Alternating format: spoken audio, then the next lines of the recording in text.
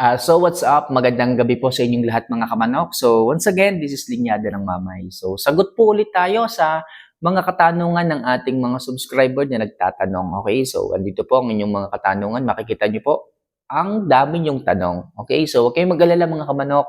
Iisa-isahin ko pong sagutin lahat ng inyong mga katanungan. So hopefully, masagot natin ng maayos. At kung kayo man ngayon sa pagkakataong ito, meron kayong gustong malaman sa pagmamanok, ilagay nyo lang po yun sa comment section. Ako po ang bahalang humanap ng sagot. Ako po ang bahalang magpaliwanag sa inyo.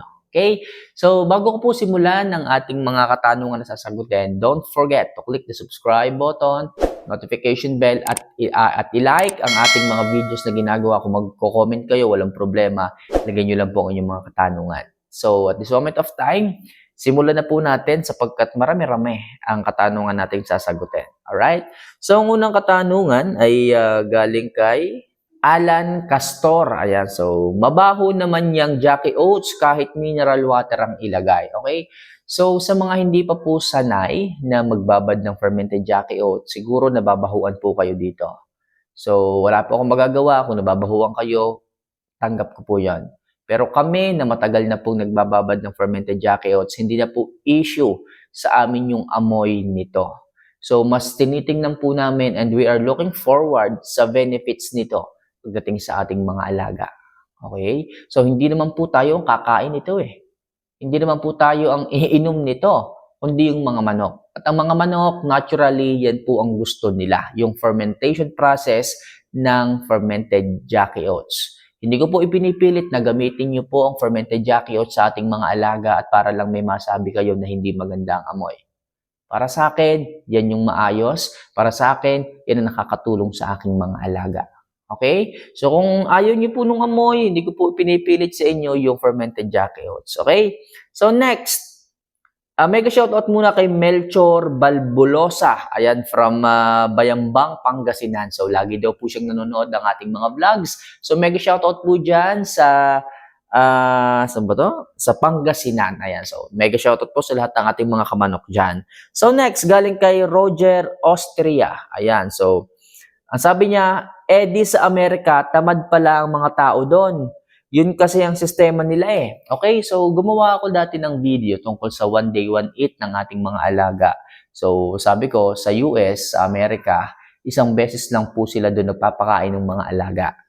So sabi naman ni Roger, mga tamad daw po yung tao. Hindi po tamad. Okay, ginagawa lang po nilang advantage yung one day, one eat sa kanilang mga manok para po hindi po maging hassle para sa kanila. Sa ibang bansa po mga kamanok, minsan po dyan, iisa lang po o kukunti lang po ang feeder. Okay? Kukunti po yung magpapatuka, kukunti lang po yung tauhan nilang magpapainom ng manok. Kaya po ginawa nila is one day, one eat. Na mas nakakatulong po yun sa kanila. Kasi isang beses nyo lang pakakainin yung manok eh. Hindi po dalawa na tipong maraming oras yung inyong makukonsumo. At the same time, mas maganda po sa manok kung isang beses nyo lang po itong bibigyan ng pagkain. Kamanok, totoo ba yung narinig ko? Mas maganda sa manok kung isang beses lang natin pakakainin. Yes po mga kamanok. Bakit dito sa ating bansa, sa Pilipinas, 2 beses tayo nagbibigay ng pagkain? So, pwede rin naman po yun. Hinahati lang po natin yung dami ng pagkain ng isang araw na pagkain sa 2. Kaya po nagkakaroon tayo ng morning feeding at saka sa hapon, sa afternoon feeding. So, pwede po yan. Wala pong masama sa 2 beses, sa 1 beses. Pero yung 1 beses po mga kamanok, mas maganda po ang benefits ng ating mga alaga. Yung iba talaga nagugulat eh. Yung iba nagtataka. 1 beses, baka mamayat. Okay, ano pong sikreto para po makuha ang magandang pangangatawan kahit 1 beses lang po natin binibigyan ng pagkain ng ating mga alaga? So, sa US po, ganun yung ginagawa. Dinodoble po natin ang dami ng pagkain ng ating mga alagang mga manok sa 1 beses na ating bibigyan sila ng pagkain. So, ang fermentation ng Jackie Oats, makakatulong po yan para sa mas magandang gut health ng ating mga alaga na kaya kahit 1 beses lang sila patukain, maganda pa rin po ang digestion ng ating mga alaga. Okay? So, nagbibigay lang po tayo ng 60 to 65 grams. Ang 65, medyo marami na eh. Stick lang tayo sa 60 to 62 grams kung gusto nyo po ng one day, one eat mga kamanok. Okay? So sa ganung dami ng ating pagkain, nauubos po yun ng ating mga alaga. Ang kasunod po, halimbawa, nagbibigay po kayo ng hapon. Ang kasunod po ng pagkain nyo, kinabukasan na po ng hapon. Isipin ninyo kung gaanong karaming oras ang matitipid ninyo, okay, sa pagbibigay ng one day, one eat. Kaya po magandang one day, one eat mga kamanok. Pag malapit na po yung next meal, okay, halimbawa kinabukasan na po. So nakikita nyo mas maano po yung manok, mas masigla. Kasi po maaga pa lang nakikita nyo na yung galaw ng manok. Hindi po sila na-overfeeding kasi minsan yung iba sa umpisa pa lamang, halimbawa 2 times per day nagpapatoka, nagbibigay ng pagkain. So umaga napapadami yung pagbigay lalo na kung dinadakot-dakot. Napapadami. Pagdating ng hapon, wala pa rin silang sigla na sumasalubong sa inyo kasi nandoon pa yung pagkain eh. Hindi pa masyadong tunaw. Pero kung one day, one eat mga kamanok, kinabukasan bago ka kinabukasan pag magbibigay ka na sa hapon, halimbawa 12 hours na yung lumipas, yung mga manok masisigla na. Kasi nga po, nafa-fasting po sila ng maayos, fasted state po. At ang manok po na naka-fasted state, maliksi po sila, masigla po sila. Compared po natin sa mga manok na laging busog. Okay, magbibigay ka na ng pagkain sa hapon, busog pa rin. Hindi yan sumasalubong sa inyo. Pero yung mga naka one day, one eat mga kamanok, napakaganda po nung assimilation ng pagkain sa ating mga alaga. Pulang-pulang mukha, tapos napakasigla, hindi po agad dinadapuan ng sakit. So dahil po yun sa fasting period na nangyayari sa ating mga alaga kapag naka one day, one eat tayo.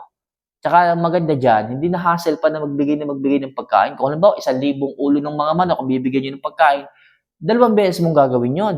Nakakapagod yon. Lalo na kung dadalwa kayong feeder, ang dami niyan.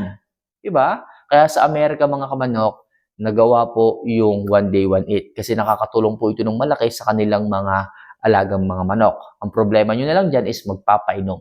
Hindi po pwedeng ang painom, babad yan maghapon. Hindi po pwede. Kailangan ng painom, pwede kang magbigay dyan ng 3 times a day.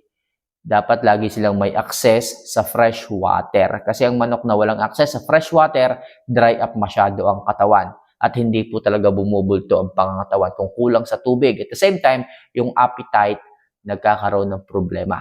Hindi po niya nauubos yung kanyang pagkain. Ang problema, uhaw pala siya.